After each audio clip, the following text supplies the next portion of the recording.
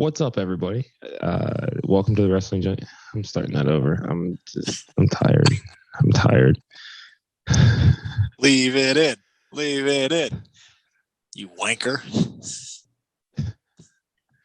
Welcome to the Wrestling Junkies podcast, everybody. I am Mr. Cincinnati, Eric Robinson, and I am joined by the podcast dad himself, Chris Hoops.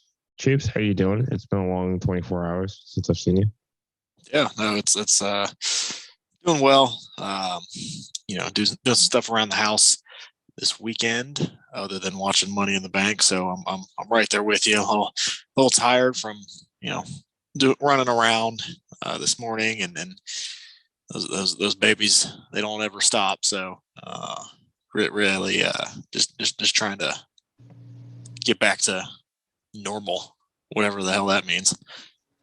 Yeah, seriously. It's I feel like it's been a very, very long weekend, but a very fun and eventful one, that's for sure. We did get to enjoy a damn fine pay-per-view from London. No, Vincent would be in my ear for doing that. PLE from London yesterday. Pal. Yeah, Money in the Bank coming from the O2 Arena. You and I got to watch in person, set up the projector, had some people over, had some drinks, had some laughs, some good food, and yeah, I mean, this was a good show. Certainly, when you look at shows that are going to be in London this year, this was a good way to kind of start that momentum. We're going to get into each match, but just overall, a few quick thoughts before we kind of get into each match breakdown. Yeah, the international crowds are, I think this one for the most part, or for the most so far, really helping these shows feel so big, because there's a couple of these matches on this card that probably could have been on Raw, probably could have been on SmackDown. They didn't need to be, huge PLE matches, but because of what the crowd does and how big the crowd looks, those matches feel like a bigger deal. So yeah, this probably wasn't the best PLE we've seen this year. It's probably one of the weaker ones we've seen this year, but overall, I'm not coming out of it going, man, that was really bad. No, I'm coming out of it going, it was still a really good show. But I think when they've set the bar so high this year that, not everything's going to hit a Backlash. Not everything's going to hit a Chamber. Not everything's going to hit a WrestleMania Night 1. So this was a good show. It wasn't a great show, but I mean, at the end of the day, still had a lot of fun with this show. Like you said, we watched on the projector, had some fun. I came home, rewatched a little bit of it, watched some of it this morning, and yeah, I would go with kind of a B- for this show, but still a very, very fun show and set up a lot of things moving forward. I mean, I definitely agree with you, and I mean, I think Triple H said it in his press conference, when asked about the minimalist sets that they've done lately for these larger shows. I like that they want the crowd to be the star of the show. We saw how well that worked out in Puerto Rico, Toronto. We saw that even here in London, that crowd was white hot and probably saved a lot of those matches, or a couple of them, I should say. But I think that, if I have to give it a grade, I think I'm going to go just a solid B. Still some room for improvement in some of the things that we saw. I do agree with you that, at least two matches come to mind that we could have easily seen, on Raw or on the SmackDown, go home show. But overall, I mean, like I said, I'm very happy with what it is that we saw. And I know that once we get into talking about a couple of these results that you have some mixed feelings about. But yeah, before we get into it, as always, make sure to like, share, subscribe, follow us on Spotify, YouTube, Facebook, Twitter, Insta. We're on all of it. All of our socials are, in the description. But yeah, just let's just get on into it. First match we have men's Money in the Bank. Before you get started, you did mention something about the minimalist kind of set design. I like that. I like the look of just the screen and then the entranceway. If they're going to do it in these huge stadiums, I don't think you need a big, huge set. If you're going to do it in an arena, like kind of something downtown for us, yeah, I want a big set, but for these arena shows, being able to have that kind of screen and then the fans behind the screen and the entranceway, that just looks really cool. And I think it makes up for the lack of creativity on the stage. So I'm glad you mentioned that, because that was something that I've noticed throughout these stadium shows that I really, really like. Yeah. No, I definitely would agree. I think the only drawback that kind of has me iffy on them is we don't get the awesome pyro like like we're used to, especially like the Cody entrance. And I know it's just a little thing, and it is what it is. But I would agree that that minimalist minimalist set design and the intention of making the crowd the star of the show. I love that approach. I sincerely enjoy that approach, and it's just an evolution of WWE's production value, which I mean, they're always going to find new ways to amp things up. I'm glad that there was no AR fireworks, or that there were no AR fireworks, because those are just cheesy. But yeah, I mean, like I said, I don't really have much to complain about when it comes to set design or anything like that. Just missing that pyro a little bit. Man, we went through a time where we didn't even have pyro, so The dark ages. I'm counting the blessings that we even get the little we do. True. You ready to get into it? Ready for your fix? Yes, sir. So, men's Money in the Bank ladder match kicks off the show. Damian Priest, Butch, LA Knight, Logan Paul, Ricochet, Santos Escobar, Shinsuke Nakamura. Damian Priest is our new Mr. Money in the Bank. Kick it off for us. I know that you were pretty hot about this, and there is a picture of you on social media refusing to look at the replay of this match. So, yes, there take is. Me through it, Bubs. I rewatched it. I slept on it.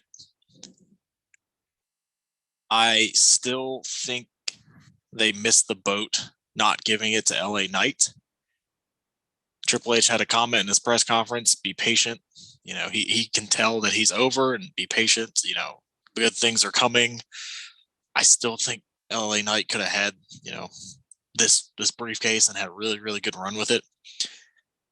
Damian Priest winning it, I'm not as upset as I was, because it plays into the Judgment Day storyline. And I think it's going to be a really, really good storyline with the Judgment Day. So I am okay with Damian Priest winning. He's probably the only one where I go, if it wasn't LA Knight, then I'm happy it was Damian Priest. I really, really thought LA Knight should have won. I also came out of WrestleMania thinking Cody Rhodes should have won. So I'm going to be patient. I'm going to see what they do with LA Knight. Hopefully they don't drop the ball with LA Knight. Maybe he's the next United States champion. I would be happy with that. I'd be thrilled with that if he could take the U.S. title and bring prestige to that. I think they need to turn him face. I think he's gotten over with the crowd. If he does something with Logan Paul, I think that would be great. They kind of planted the seeds with that on SmackDown. But yes, I was at the moment, I was not happy with LA Knight not winning. Rewatching it, they gave him a lot of spots, right?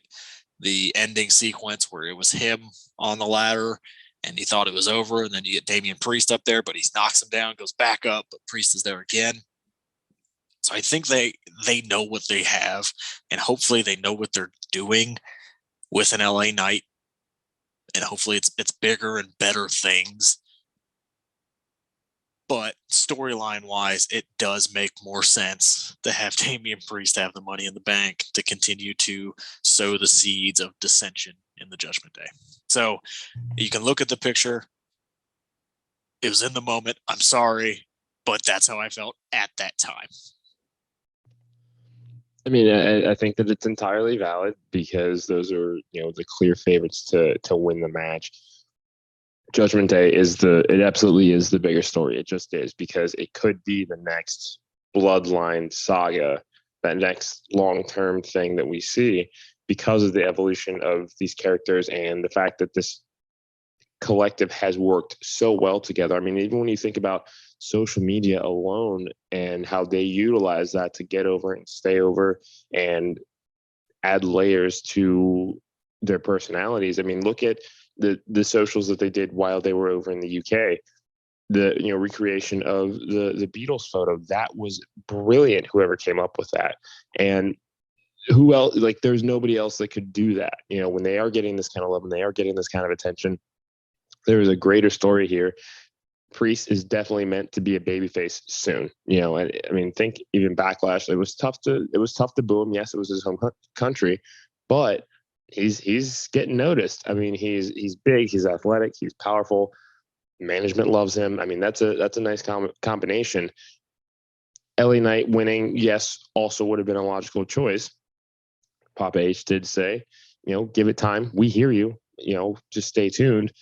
Let me pose you this question. Would you rather have had LA Knight as Mr. Money in the Bank, or would you rather have him win the Rumble this year? Who's he challenging? Because that goes into that's a big one, because Money in the Bank, that's the entire year. Rumble, it has to be a Mania, right? So it's not Roman Reigns. No. So that kind of takes that off the table. If he wins the Money in the Bank, that title could be open after Mania and a little bit more believable. That would be my question to put back on you. Who is he facing at Mania? Rollins or whoever is holding World Heavyweight title. Holding Baby Gold. Yeah. See, and Big Gold 2.0.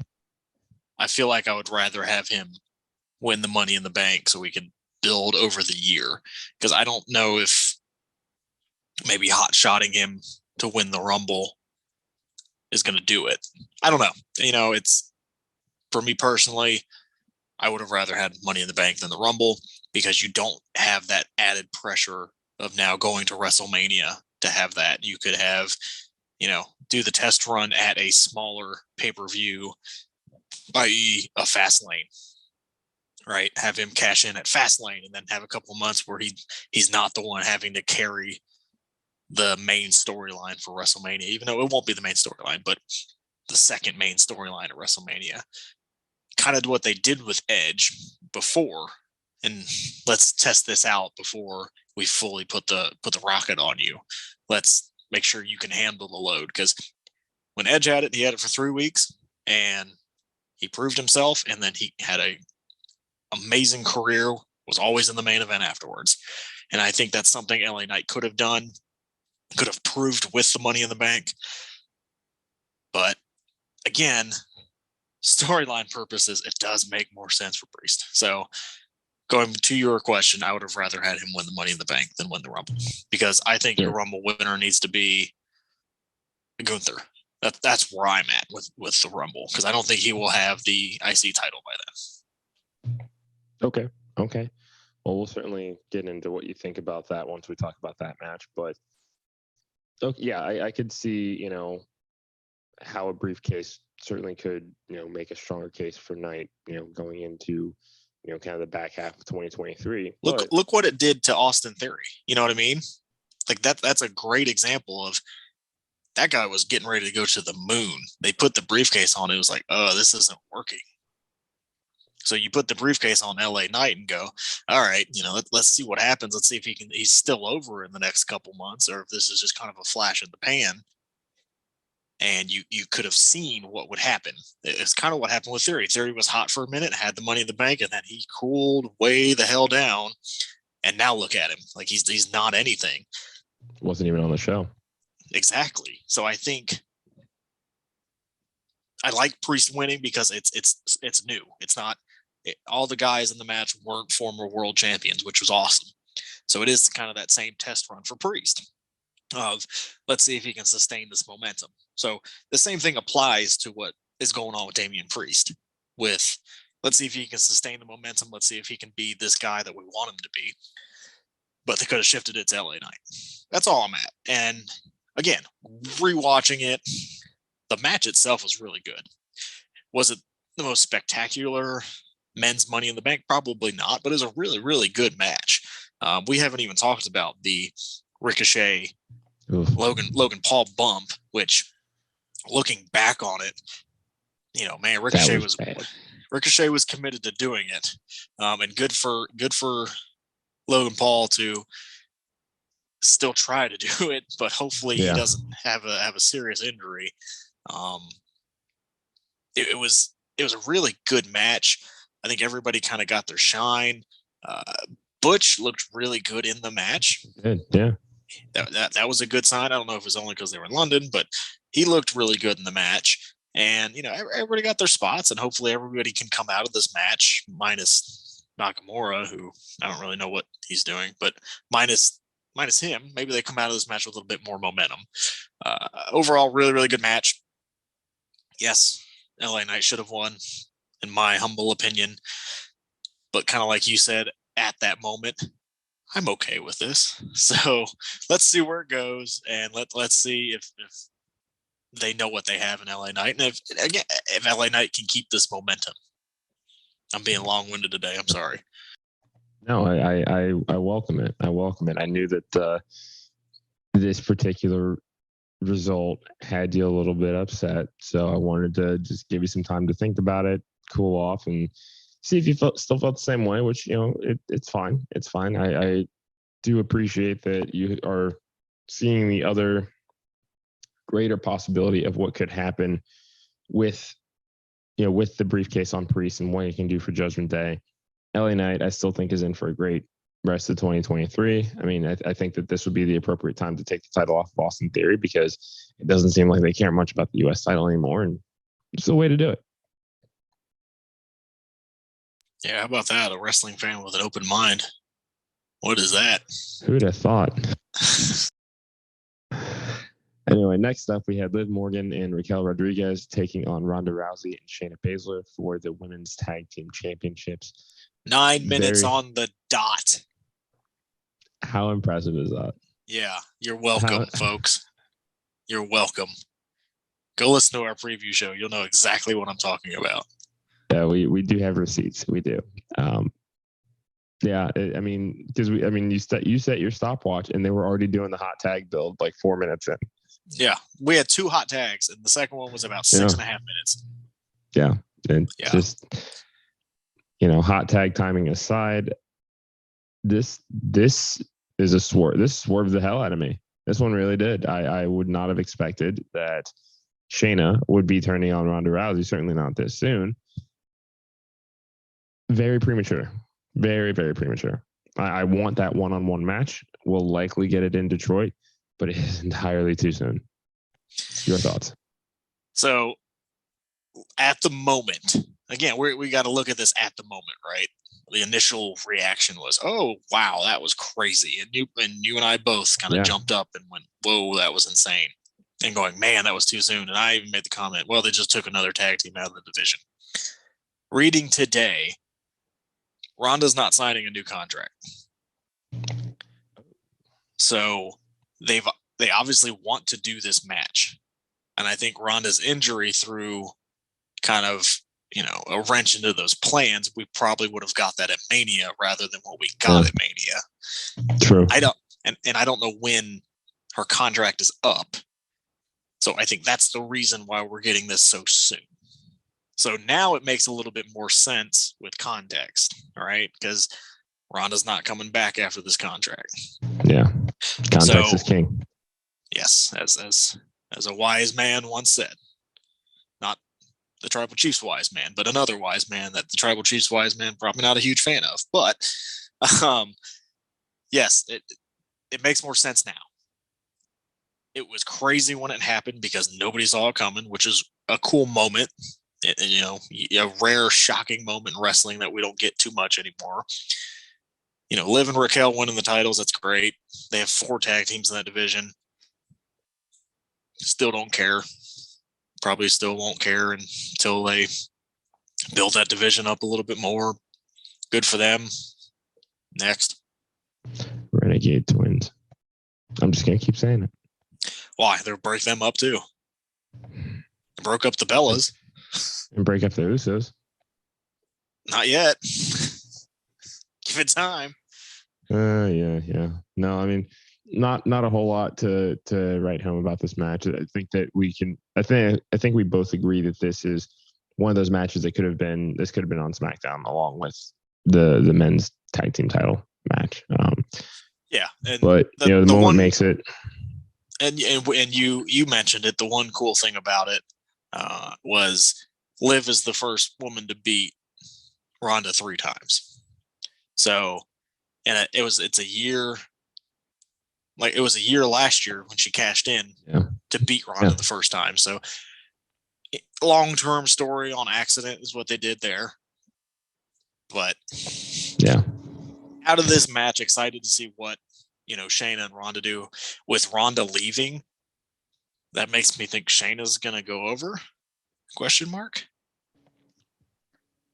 I mean, I would imagine that she has to. Shayna clearly is not going anywhere anytime soon. And I think that you and I both, off camera without microphones, have had a number of conversations about what you can do with Shayna Baszler and, restore her to that NXT glory. I mean, she's one of the greatest NXT women's champions of all time. And it's been a solid main roster run, but it could be better. And this is the opportunity to make it better. Final question that I have for you, since we're on this match, this is, for the sake of this conversation, Ronda's last contract. How do you define her legacy and her run with WWE? As a wise man once said, in an AEW ring, mid. Yeah. I think I would use the word complicated. It started off so well. That Rumble pop, great. Started off, and then she went away, and then she had the issues with the fans, and that's where it all went downhill. But that initial run when she came in and just dominated everybody, that was fun. She probably didn't need to lose to Charlotte, but you could say that about any one of Charlotte's title reigns. When you look back at it, I think it's going to be mid. It was okay. I don't think they got the best. I don't think they got the worst, but it's definitely not what they thought it was going to be. It wasn't the female version of Brock Lesnar that they wanted. Yeah, and it's super unfortunate too, because it very well could have been. She could have she lives up to that baddest woman on the planet moniker. It just felt like, great debut match with Kurt Angle against Triple H and Stephanie. Getting to be part of the first women's main event in WrestleMania history is certainly a hell of an accomplishment. But even that gets soured by that botched pinfall. That's what you think about when you see that match. And when they even have Charlotte being in it. Yes. They could have just had Becky and Ronda, and I think it would have been fantastic. Yeah. Square peg, round hole. Yeah. And like you said, the botched pin. Sorry, I didn't mean to. No, you're good. The botched pin, and then, the significant amount of time away. It felt like that mainstream popularity and luster just, I don't know, it just didn't feel the same. So, I don't know if this is her returning to the octagon or, whatever. She could do whatever she wants. She's Ronda freaking Rousey. Don't go back to the octagon. Don't do that. They've gotten better. Don't do that.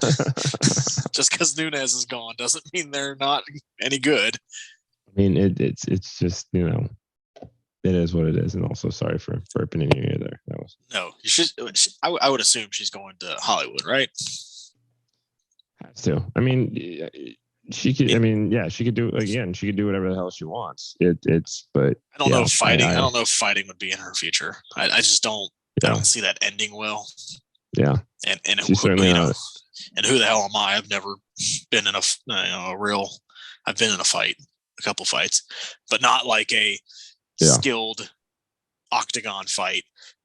But her last couple of fights, man, it was rough. She was the right person at the right time and rode that momentum. Yeah. So whatever she does, hopefully she's happy. We can't fault her for missing the time, for having a kid. I can't. No. We can't get mad at that. No. We lost the momentum, but it is what it is. Hopefully, whatever she does, she's happy with what she does. For sure. Next match, we've got Gunther taking on Matt Riddle for the Intercontinental Championship. I think this is another one of those could have been a TV match. 100%. I love both of these guys, but yeah, this was shorter than the women's match. Did you know that? Yes. I am. The next two matches now were shorter than the women's matches. All three of these matches could have been held on weekly television. Progress. Progress for what? For the women's tag division, okay? No, it's not. You're sacrificing two of your biggest stars. You were so determined not to be cool about this. I'm not, and I'm not gonna be. Yeah, I mean, this was a solid match. I think I would have. I mean, yes, I would have liked it to be longer. I also would have liked it to be a bit more physical than it was. I mean, Riddle coming in with the bum ankle, easy to exploit. Chop battle would have been great, but it was a solid match. Nothing too terribly to. It didn't overstay its welcome. It certainly didn't do that. But we did get a great return at the end of it. Drew McIntyre has returned to the fold and has set his sights on the Intercontinental Champion Gunther. What do you think? Well, he broke the cardinal rule. He touched the belt, so he's not winning. No, it's good to see him back. It's exciting. The crowd popped. The crowd wasn't expecting that. I think you and I were both expecting maybe Randy Orton there. Yeah. But having Drew come back was a pleasant surprise. That's going to be a great match at SummerSlam. I can't believe we're going to be there to see that. Yeah. Get hyped. I am. The press conference, Triple H, without saying it, kind of said it looks like they've reached a long-term contract with Drew. So hopefully that means, what he said was, and don't quote me on this, was there was a lot of rumors out there. Drew would call him and say, have you seen this? Have you seen that? He said he was dealing with some injuries and getting that fixed up. And then they've reached he didn't say they reached a deal, but got some things squared away where hopefully Drew finishes his career in the WWE. To me, that sounds like he signed a new contract. Yeah. And I mean, we certainly won't know anything until it's official at Scrap Daddy AP. But for what we do know or can kind of infer, it does seem like he is here to stay, and that's great. I just got done reading his autobiography, and thinking about all the work that it took for him to get back to WWE and everything that he was doing on the indies, and basically burning the candle at both ends. He could very easily go back and make Cardona money on the indies, and never have to return to WWE in his life, but he is just that prototypical WWE superstar. That is a guy that, why wouldn't you want to have him in the fold for as long as you can? And with the new world title, it's easily another top challenger for that title. With Roman's reign, no pun intended, kind of winding down here. Yeah, kind of winding down here as well. Yeah, having him around just as another main eventer is something that they need. So happy that he has officially re-signed, and look forward to this match. I don't think he will beat Gunther because I think they want him to win or beat Honky Tonk Man's longest reign, which I think is up in October-ish. Yeah. So something like that. So I don't think Drew will win, but we're probably going to get a banger of a match between those two. Yeah, no, I'm definitely inclined to agree. That's definitely a great program to anchor the mid card for Raw going forward. It'll be interesting to see who Drew aligns with, because the numbers game is eventually going to take over. But yeah, happy with this return. A little bit bummed out that we didn't get Randy, but who the hell knows? Could you see? Do you think Riddle is done with Imperium, or could you see Randy coming back to help Riddle and Drew? I don't know what Riddle does after this. Yeah, I have zero idea what Riddle does after this. I mean, I don't. I guess I'm just gonna hold my breath and see. I think I just have to wait until the music hits, because even over the weekend when you sent me that new remix of Voices, I'm thinking, oh, that's got to be a sign, but could be Detroit bound, hopefully. Yeah, fingers crossed on that one. I see Riddle right now in the Cesaro role, where they put him in an oddball tag team. He does really well. They break up that tag team. He's on his own for a minute, and then they find out it doesn't work, and then he's with another tag partner. which is not a bad role to have. Cesaro, I thought, had a pretty good career in WWE, held multiple tag champions with multiple partners. It was always a mainstay on the card with the occasional world title feud, the occasional mid-card title feud. You can make a career out of that. Yeah, as Dolph Ziggler. But is that something that is going to continue to entice what I gauge as a super competitive Riddle? I don't know. So we'll see. Yeah. I mean, I just hope that going forward, if he is done with Imperium, I hope that he keeps this edge, because the character was getting stale before he went away. So adding, you can have fun, you can enjoy yourself, you can, kick the flip flops off all you want. That's fine. But I think, bringing back some of that UFC Matt Riddle aggression would really help balance out that character a lot. Yeah, I would agree with that as well. Now, the main event that wasn't, thank God, Cody Rhodes taking on Dominic Mysterio with Rhea Ripley in his corner. 8 minutes and 40 seconds. Again, not as long as the women's match. Progress. That's crazy. It was an okay match. That's crazy. That is, if you would have told me that the women's match would have been longer than these two matches, I would have taken that bet. One thing before I forget, we're going to rewind for a second. The women's match, and I'm going to explain to you why betting will never be a thing in WWE. Let's hear it. Do you know what the odds were on Shayna and Ronda winning? No. Minus 10,000. So, what that means for people who don't bet is, if you would have put money down on Liv and Raquel winning, you put $1 down, you're going to make $1,000. Sorry, excuse me, $10,000 on that bet. Damn, that's what I should have done. But that's why it will never happen. That's why betting in the WWE, betting in pro wrestling can never happen. Or they're just going to change the odds, because that is insane. Because a swerve like that can happen, and the odds makers don't know that. So you get, an idiot like me who bets on the underdog just for the hell of it and just makes insane money out of it. The sports books are going to be pissed at that. True. So that's why I don't think that will ever happen.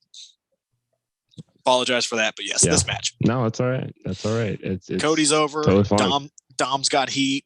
Dom did good heel work. Cody did good face work, and this probably could have been done on Raw. Yeah, pretty much. It was what it was. I was surprised to not see Brock.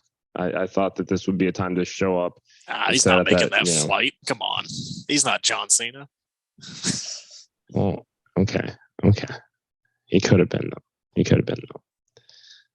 What do we have next? Actually, I think that's a good time, because I think that segment happened. Honestly, I don't remember when it was, but yeah, I think it was right before this.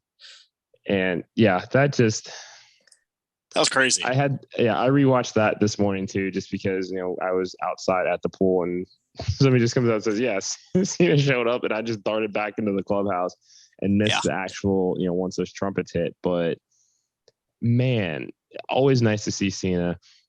This is a very interesting use of Cena. It was a very telling use of Cena as well on a bunch of fronts. This was. What do you think? This was kind of weird. This segment, you got to think something's in the works for Mania coming to England. Then, right? He wouldn't just come out there and say that. Well, I mean, Vince did once come out just to say "then, now, forever, together" and walk out. So stranger thing. Yeah.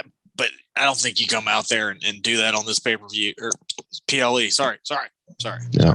PLE. He just screamed at me, man. PLE, Vince. I apologize. I don't know if he'd come out there and do it. Grayson Waller coming out was awesome. Hey, Austin Theory, we're going to show you how we should really do it. Grayson Waller has just improved leaps and bounds. He's grown on me. You were right. The one time I'm sorry. What was that? No, I will not repeat myself. You can rewind the podcast if you want to hear it again. One more time for the people in the back. I don't think they heard you. Just one more time. I like Grayson Waller. Moving on. it's amazing what he's doing, being so young in the business, to be able to go out there in London, handle that crowd, be in there with one of the biggest stars of all time, and feel like he belongs. It's go ahead. I was just going to say, and you have to imagine that there really wasn't much of a script. I mean, John Cena is one of those few people that you get a mic and you get to go, here's how much time you got, and you'll have fun with it. You have to think that Grayson got a little bit of freedom to go along with that as well. And he delivered. Think about that first time that Cena and Theory shared a ring and had a war of words. That compared to this, it hit different. Yeah, he is leaps and bounds already on the mic. From an in-ring standpoint, they're probably around the same. On the mic, he's leaps and bounds better than Theory is. I think the Theory experiment's about done. He needs something new. Grayson Waller is going to be what Austin Theory was supposed to be, and maybe Austin Theory, does well when he's all elite. I don't know. Yeah, I think that there's just something about Waller, and I think even just the fact that he is Australian plays a lot into what helps with that character. That's just my personal opinion. But yeah, this was a cool segment, cool moment. Sounds like this is a match that's incoming. I'd like to see it at SummerSlam. Yeah, I'd be okay with that. Theory, go back to the way. That is what I would like to see. Go back to the way, and let's have some fun. Yeah, it's just the fact that he hasn't been. He wasn't even on this pay-per-view. Like, that's just, like you said, it's telling. It's a PLE, pal. No, I'm sorry, bud. Which one was the last one he was on? Was it It wasn't Mania, was it? It can't be. Was he at? It can't. What was the last one before this? It was Crown Jewel. Yeah. Or whatever it was called. This is great podcasting. Stick with us, folks. Comment in. Sorry, that was called Night of Champions, by the way. That's Oh yeah, that's what it was. Yeah. He wasn't there. Yeah. So Night of Champions, it's literally in the name, and he wasn't there. Not.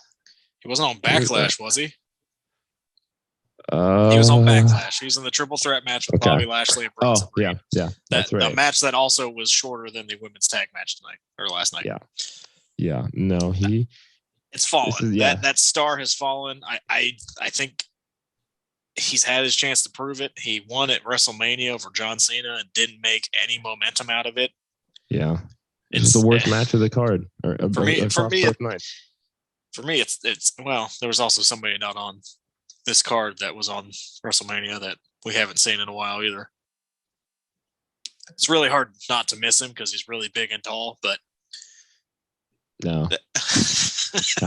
Couple stars that have kind of fallen. Even though Omos was in the promotion for Money in the Bank, he was not on the card, which is kind of funny. But how unfortunate. We'll see what happens with Austin Theory. Grayson Waller has a bright future. John Cena needs to shave his head because that bald spot's getting bigger. I love you, John. Yeah, just go bald, man. It's okay. It's okay. I don't know if bald Cena is. I don't know if that works. He'd be fine. He wears a hat anyway. It's also true. He'd be fine. He'd be fine. Shawn Michaels is bald. Was bald. Never thought you'd see that either, did you? That was the most heartbreaking thing. Second most heartbreaking thing to take place in the barbershop. Or just go Taker wise and do the mohawk. Yeah. No. HBK or Cena? Cena. No, I don't want to see Shawn with a mohawk. No, but it's the spot. I don't know if that doesn't necessarily equate. I don't know. Maybe when it does not exist. How about a Road Warrior Hawk kind of deal? There you go. Yeah. There you go. Double mohawk or whatever the hell it's called. Yeah. We're off the tracks, folks. Get us back on, Eric. Weekend if you can't tell. Get us back on. Next up, we have the women's Money in the Bank ladder match. Io Sky, Bayley, Becky Lynch, Trish Stratus, Zelina Vega, and Zoe Stark. One of the better women's ladder matches I think that I've seen, and certainly the best finish to a ladder match I've ever seen. It's definitely, I don't know about ever. I'd have to kind of. Me personally. I would have to kind of. The most creative. The most creative. I will go creative.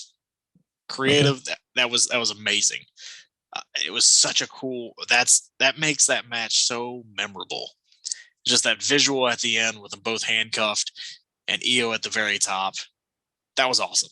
That was fantastic. I'd have to go through kind of the lineage of ladder matches and, kind of see if anything would top that. Women's wise, I think this is probably the best women's finish to a ladder match ever. Yeah. It's not James Ellsworth passing down the Money in the Bank. This was awesome. The match was really, really good. Everybody got their stuff in again. I think both Money in the Banks were booked very, very well, with everybody getting their spots in and feeling like a big deal. Maybe not as much as in the men's one, but in this one, everybody kind of felt like a legitimate candidate to win this match. All of them had their moments where it was close to them winning. Zelina even had a great showing, and I say even, I don't mean that in a bad way. I just thought she'd be a little bit of an afterthought in this match, but she had a great showing. With the I can't remember what the name of the move is, but it's Amazing Red something. Yeah. That was awesome. Props to Zoe Starks for taking that bump. And Trish Stratus is out there putting her body on the line. She took one bump, or her and Becky are on the ladder, and she dropped like ass first. And it looked like it broke her tailbone. It looked like it hurt so bad. She took the manhandle slam on the ladder. Good for her. Good for her. Like 17 years since, being an active competitor, and she just, now the ring rust has finally come off, and the fact that she is kind of doing this second run is just really, really, really cool to see her with this generation of women, because there's always been the what ifs, and hoping that she would come back. And now that she's here, I don't want her to leave. No, she's been great. She's been an added bonus to this division. And this Money in the Bank was good because there were storylines, woven throughout it. And that was good that it wasn't just, how many was it? Seven random people in a match. There were storylines. We saw the team up between Zoe Stark and Trish. We obviously saw everything with Becky Lynch. We saw Bayley cost Io, and then Io get her revenge and win the thing. Zelina was a great foil in there with everybody. Really, really well booked match.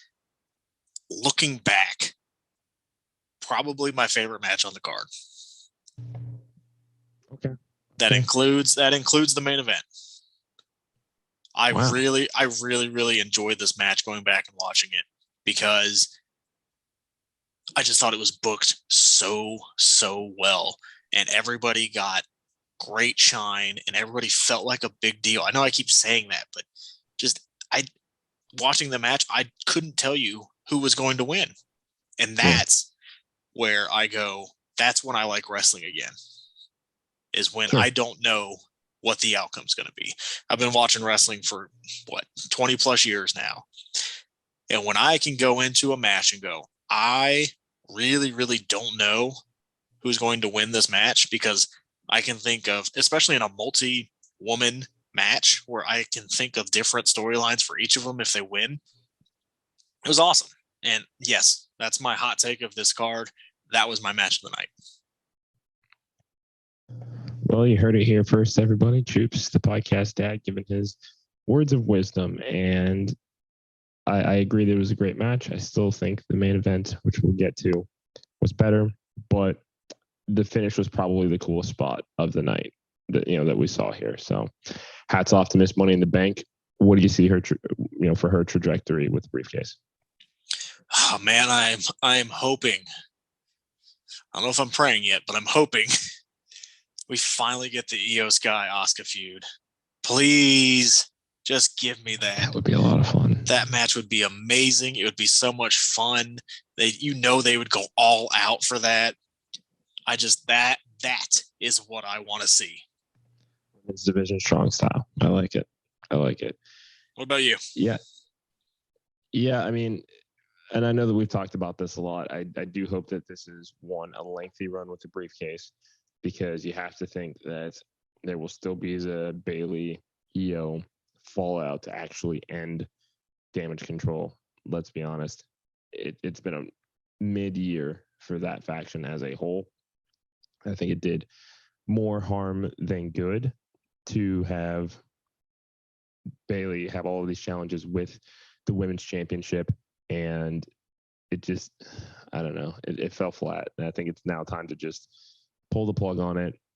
I think that they should have their blow-off feud, maybe at SummerSlam, Io and Bayley, or something during the go home week. But yeah, I would like to see a lengthy run with the briefcase. I think Io can more than carry herself as a single star. It's her time, and time is now. I see what you did there, John. Oh yeah, that's pretty good. It's pretty good. That's right. You made the John Cena joke, and that's fantastic, and I love you, and that's why you're Mr. Cincinnati. Io Sky. Shucks. Io Sky was the right person to win. I don't know if she was the favorite going in. I think Becky was the favorite, but this is gonna be a fun briefcase because of the whole Damage Control thing, and I think Bayley is going to do some things to stop her from cashing in. Which there's a feud for your Money in the Bank. That way, it's not next night or whatever they usually do. So yeah, I don't want to see that briefcase being cashed in anytime soon. And maybe that is the failed cash in, and Bayley costs Io that, or a returning Dakota costs Io that. Maybe that's the first ever female failed cash in, and you could build a story off that and make Io just that more sympathetic moving forward. Sure. I like that. Certainly congratulations to Mr. and Miss Money in the Bank. Great showings by both. Now we are on to our... Did you see the pictures with John Cena and the Money in the Bank winners? No. So he basically did the Triple H picture with the two Money in the Bank winners. And I think it was WWE's account that tweeted it and said, "New tradition." Sign me up. That would be so much fun to do. Have the Money in the Bank and have John Cena be the the pointer. That'd be awesome. Yeah, that'd be really cool. That's the nerd really cool. Me. I'm sorry. No, that's the junkie in you. That's all this is. That's all this is. That's fair. This is what we do. This is what we love, and we are real nerds about this kind of stuff. So works for me. Yep. Now to a match 7 years in the making. Finn Balor, Seth Rollins, World Heavyweight Championship, Big Gold 2.0, Baby Gold, depending on if you're nasty. Solid match. Gold. How dare you? Mm-hmm. Don't even get me. Don't even. This match was solid. Yeah. It wasn't better than their match 7 years ago. No. I don't know if it lived up to the hype of the whole build of 7 years in the making kind of thing. This match was fine for what it was. It never really hit that next gear for me. Yeah. Like it got to good, it didn't get to great for me. The Damian Priest tease and the stuff kind of after the match is fun. And rewatching it, that's where it kind of convinced me of going, okay, Priest with the Money in the Bank is going to be fun because you're going to get that tension. Yeah. So I think rewatching it and calming down and not being so mad that LA Knight didn't win, that helped. Because I think that dynamic's just going to be fun. I think Priest and Finn could have a really good program together. I'm hoping that this is kind of the end of Finn and Seth. Because it never really felt like Finn was a threat to win the title yet. Maybe they can build towards that, right? But they're not going to give Finn, the strap right after Seth wins it. So that happened. It was fun. The match was just fine. it kind of felt like the AJ Styles match where it was fine. It didn't blow anything out of the water for me. So I'll let you kind of review and kind of think what you said. And then my question for you after the end of what you want to say is, what's next for Seth? Well, that is a fantastic question that I definitely don't have an answer to yet. But Priest coming out, that layer, that I think that was the point of this match, is to help set up that larger story, which I think is perfectly fine. Finn, I think, will still eventually win that belt. Today is just not that day, or yesterday wasn't that day. There's still too much business to be done with Judgment Day and the infighting that we're going to see with them, because I think that that's going to be what is the larger story with them. With Bloodline, we've seen all the interlopers and people that were, according to Roman, infiltrating the family and excommunicating them, and then having kind of that inner struggle. Having this, having greed and gold basically be the basis of the infighting for this group is one thing. And I think that'll be a really, really fun story, especially if they can get JD McDonough involved and in the fold here, because he would make a great member of Judgment Day. And, in the context of long-term storytelling, Priest goes on, does his thing, regardless of what happens with his cash in, you'll still also be able to have that additional mentor versus teacher rivalry down the line too. And if Finn versus McDonough, that's a marquee Mania match if you build it right, because it is the quintessential student versus teacher match. Literally build JD McDonough from the ground up. That's much more compelling.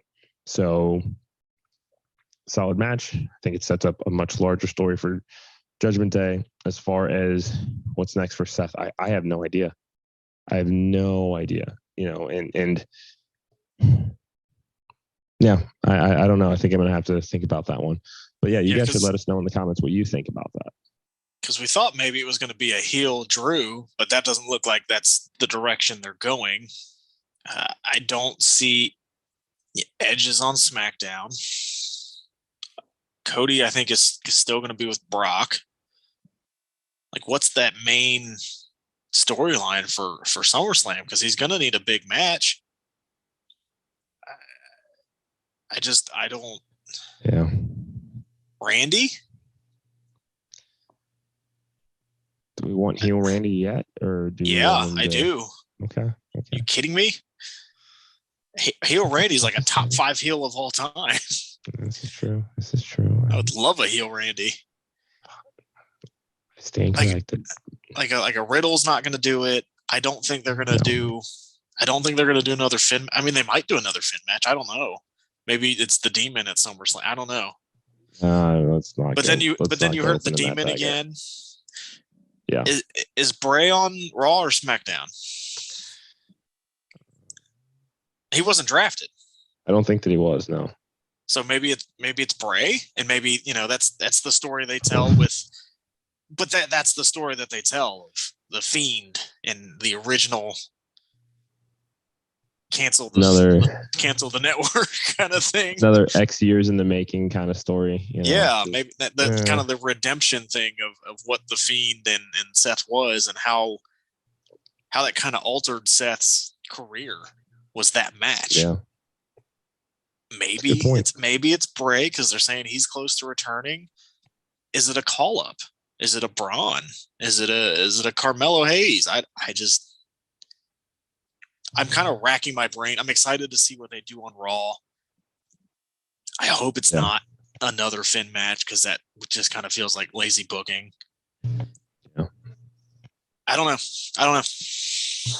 Certainly, we'll certainly stay tuned, as should you. It's main event time, bud.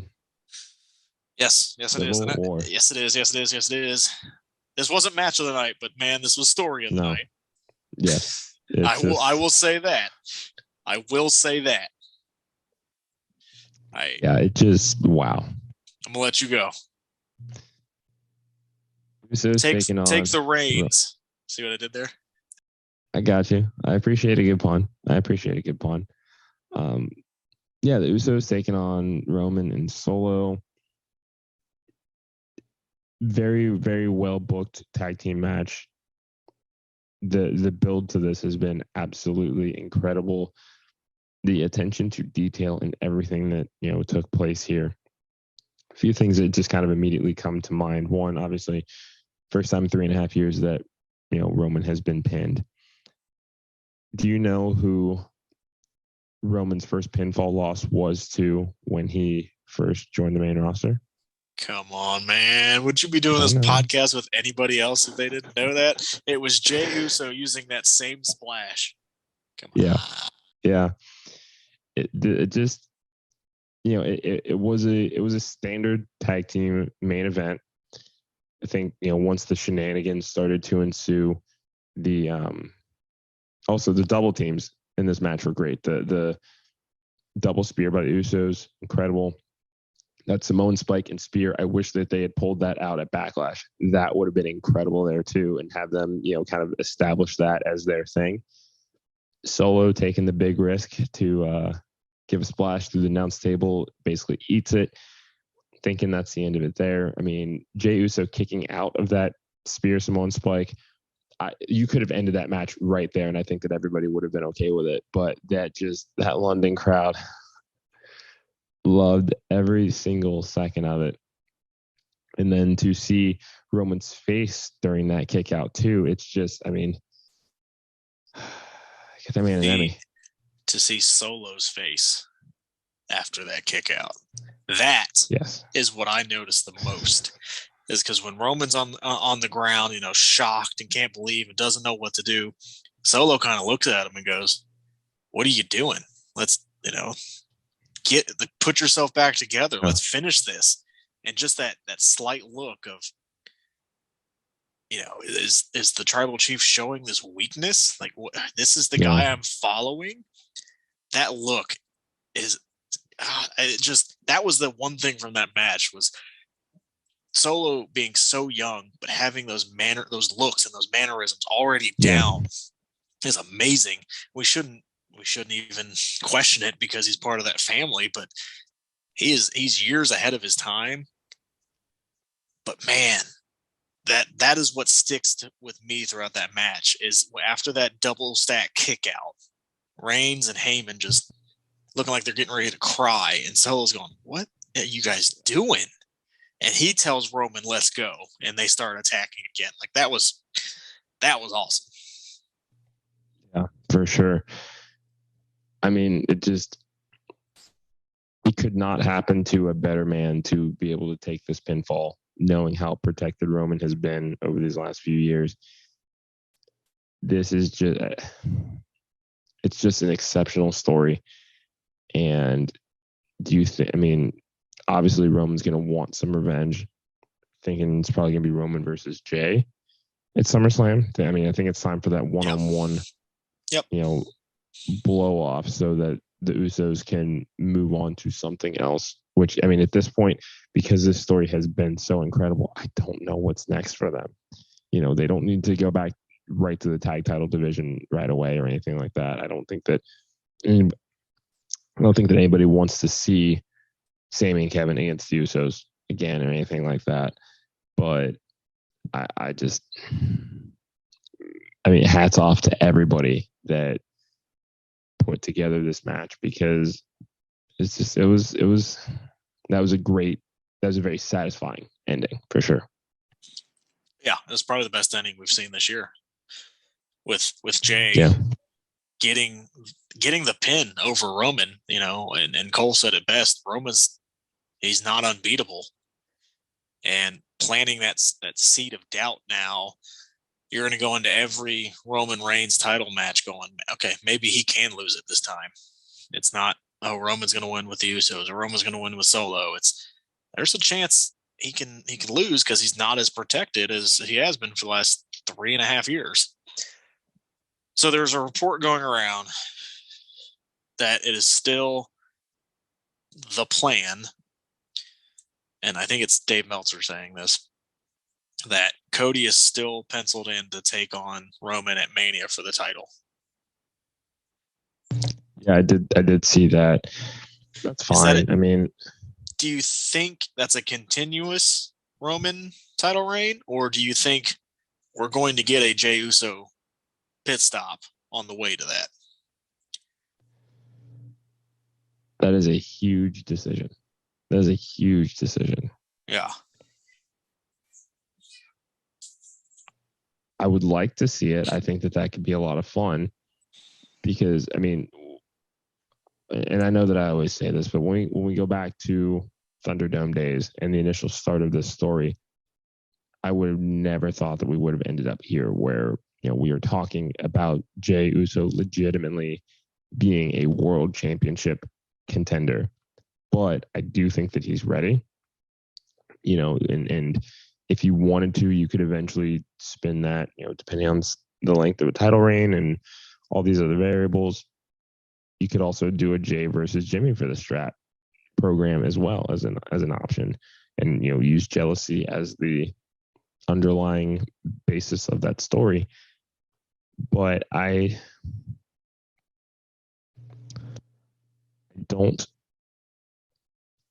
would like to see it, but my gut tells me that I shouldn't get my hopes up for it. So you think it'll be, if it's kind of the way they're saying it is Roman's just going to keep running through everybody until he gets to Cody again? I could see Roman also ducking away for a while. Yeah, I think he's going to face Jey at SummerSlam, man. Well, I mean, I do feel that. I don't know. I don't know. And I don't know.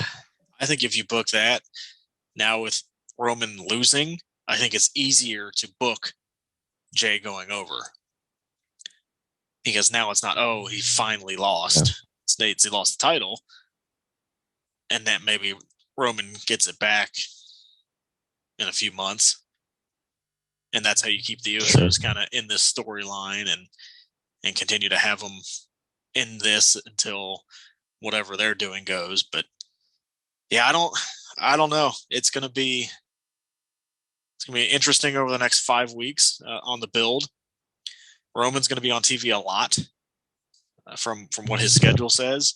So it's gonna be a fun build to SummerSlam, man. I gotta say I agree. Any final thoughts on this card as a whole? Yeah, keep doing international shows. It makes your PLEs feel so much bigger, even though you had 3 TV matches on this. Yeah, and there's just something special about them. Just the magic that's in the air. So I'm hoping that we have at least one more international show by the end of the year. We'll see. Yeah, we're going to Detroit. That's an international show. You ever been up there? Exactly once, about 15 years ago. No, I think this has worked out very well for them to kind of see that these international shows work. And Triple H said it was like their highest grossing PLE ever. Yeah, was this ever. So yeah, keep doing these. Like, from a money standpoint, just that makes more sense than anything from whether the show was great or not. If it made that most amount of money, hell yeah, I'm going back there. They can go. I think they have Clash of the Castle again, right? They're doing that again. I don't believe so. If not, they should. Let me take a look here. But these international shows are working. Even if you go to Canada, the Canada crowd was insane. Very much so. I just think overall, it just makes more business sense to do this with. You also have a ton of international talent on your roster as it is. So, yeah. Booking wise, it helps you book. So if you need somebody hot shot, like a Pete Dunne or a Damian Priest, to go to their home country and put them in a main event spot. Yeah. So from what I can see here, and this is not an official calendar, but there's likely, I think the next international show potentially would be Crown Jewel. So Saudi show. I mean, which is that crowd was a lot better. It was, but to be fair to that crowd was a lot better, and maybe we'll get Sammy again in a good spot. Maybe we get Sammy and Jay for the title at Crown Jewel. That would be cool. That could be a lot of fun. The booking is kind of endless there. So we'll see. Yeah. Overall, I think the show gets B-. The two ladder matches were very, very good. Probably my two favorite Money in the Banks the last couple of years. The main event was just fantastic storytelling. The rest of the card was okay. It was a couple TV matches. Cody just being there and Dom leaning into the heat. He just continues to grow. I think he's going to need some credible wins soon to kind of take that next step in his heel character. The women's match was there. I'm a little disappointed we didn't get either women's title on the show. Yeah. I think Rhea would have got a big reaction if she was actually in a match. And then the IC match will be remembered for Drew coming back. So overall, good show. I forgot about the world title. Sorry. The world title match was good. It's still just that world title still feels kind of dwarfed when Roman's on the card. That's still a big issue that I think once that title gets more established and maybe main event something over Roman, maybe it gets a little bit better. And maybe it feels more important, but that just kind of feels like, I don't want to say a mid-card title, but it still doesn't feel like the world title. So maybe it'll continue to get more established.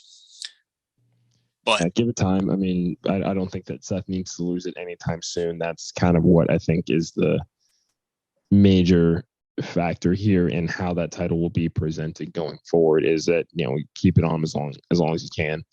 But, we'll have to just stay tuned. Yeah. B-. Good show. Yeah, I think I'm still going to stick with a B, but it's, there was definitely room for improvement, but, it was cool. I liked it. But on that note, thank you guys so much for listening to this episode. Make sure to check out our interview with the frat daddy, Bryce Cannon, coming on YouTube. Got some awesome stuff in the works. We always keep saying that. We thank you guys for keeping rolling with us. If you are not following us yet on any of our socials, please do so. Help us to get those numbers up. We love making content for you guys. We want to grow this community, and we want to hear from you. So if you have questions or thoughts or anything that you want to hear or see on this show, tweet us at Junkies Pod. I mean, we love this. We live for this business, and we're just trying to leave it. We're just trying to leave it better than we found it, and that starts with all of you guys. Let's grow this community. Let's be kind. Let's just let's be cool. And any final words of wisdom, podcast dad? No, I think you said it all there, Mr. Cincinnati. Be cool. Be nice to each other. It's wrestling. We all enjoy wrestling. Let's get we as a wrestling community, and I'm going to get on my soapbox. Sorry. We as a wrestling community need to be better. We don't need to have that tribalism. I enjoyed AEW Forbidden Door. I enjoyed Money in the Bank. I'm allowed to like both. I made comments negatively about Forbidden Door. I made comments negatively about Money in the Bank. I like wrestling. I want to see wrestling keep growing. I like having two companies, but it's okay to like both guys. It's okay to also dislike both. Let's just have some fun. Be nice. Absolutely. Thank you guys so very much for listening to this episode. We'll be talking to you soon.